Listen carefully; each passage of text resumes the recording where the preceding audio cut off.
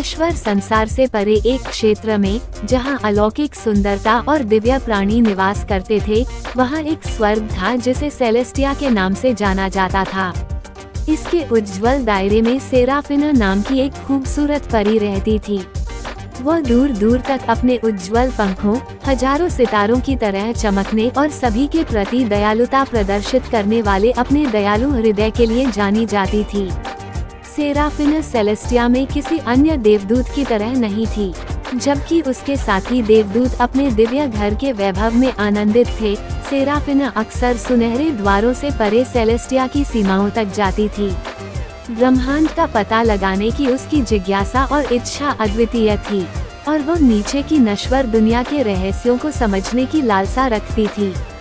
एक दिन सेराफिना की जिज्ञासा उसे सेलेस्टिया के एक दूरदराज के हिस्से में ले गई, जहां एक प्राचीन बुद्धिमान दैवज्ञ रहता था।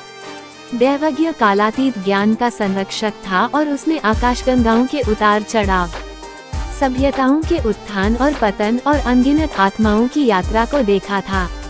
सेराफिना को देखकर दैवज्ञ मुस्कुराया और युगों तक गूंजने वाली आवाज में बोला, आपका स्वागत है जिज्ञासु। मुझे आपके भीतर एक ज्वलंत इच्छा महसूस होती है, इन दिव्य क्षेत्रों से परे खोज करने की लालसा। लेकिन याद रखें, नश्वर दुनिया दोनों चमत्कार रखती है और परीक्षण। यदि आप नीचे उतरना चुनते हैं, तो आप उस क्षेत्र के नियमों से बंधे होंगे। सेराफिना ने ध्यान से सुना। उसका दिल उसकी जिज्ञासा और अपने घर के प्रति प्यार के बीच उलझा हुआ था। एक पल के चिंतन के बाद उसने कहा, महान दैवज्ञ, मैं सीखना और बढ़ना चाहती हूँ, नश्वर दुनिया की सुंदरता और चुनौतियों का अनुभव करना चाहती हूँ।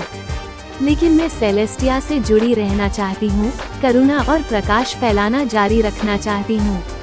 दैवज्ञ ने सिर हिलाया और हाथ बढ़ाकर सेराफिना की हथेली में एक चमकता हुआ ताबीज रख दिया। ये ताबीज आपका मार्गदर्शक और बंधन होगा, जो आपको नीचे यात्रा करते समय भी सेलेस्टिया के दिल से जोड़ेगा।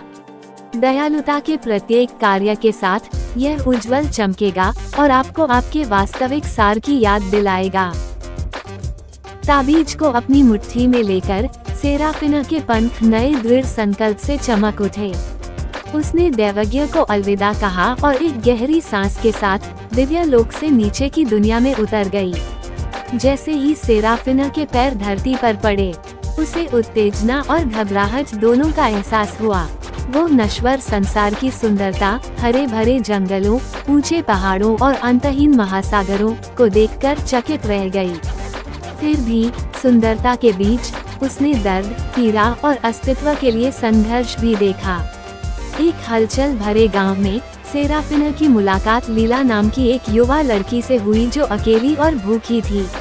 दयालु हृदय से सेराफिना ने उसे रोटी की पेशकश की। दयालुता के कार्य के जवाब में उसका ताबीज धीरे धीरे चमक रहा था। रोटी मिलते ही लीला की आंखें आश्चर्य से फैल गईं। उसे सेराफिना की उपस्थिति में एक अकथनीय गर्मी और आराम महसूस हुआ। सेराफिना और लीला के बीच का बंधन मजबूत हो गया और सेराफिना युवा लड़की के लिए एक प्रकार की अभिभावक देवदूत बन गई। जब भी लीला को मार्गदर्शन की आवश्यकता होती, वो ज्ञान और प्रोत्साहन के शब्दों की पेशकश करते हुए प्रकट होती। समय के साथ लीला का जीवन बदल गया। उसे मित्रता मिली, उसने अपनी प्रतिभा की खोज की और जरूरतमंदों की मदद की। एक दिन जब लीला एक युवा महिला बन गई, तो सेराफिना एक उज्ज्वल मुस्कान के साथ उसके सामने आई। सेराफिना ने कहा, लीला, तुम इस दुनिया में दया और करुणा की प्रतीक बन गई हो। आपकी यात्रा ने मुझे उतना ही सिखाया है जितना मैंने आपको सिखाया है। आपके कार्यों के कारण मेरा ताबीज चमकता है। लीला ने ताबीज की ओर देखा, उसकी आंखें कृतज्ञता से भर गईं। सेराफिना, तुमने मुझे प्यार और सहानुभूति की शक्ति दिखाई है। काश तुमने जो कुछ किया है उसका बदला तुम्हें चुकाने का कोई तरीका होता। सेराफिना ने धीरे से लीला का हाथ छुआ। आपकी मित्रता और हमारे द्वारा साझा किए गए सबक पर्याप्त से अधिक हैं। लेकिन कुछ ऐसा है जो मैं आपके साथ साझा करना चाहती हूँ। सेलेस्टिया की एक झलक, वो क्षेत्र जहाँ से मैं आई हूँ। अपने हाथ के इशारे से सेराफिना ने लीला को सेलेस्टिया के उज्ज्वल स्वर्ग में पहुँचाया।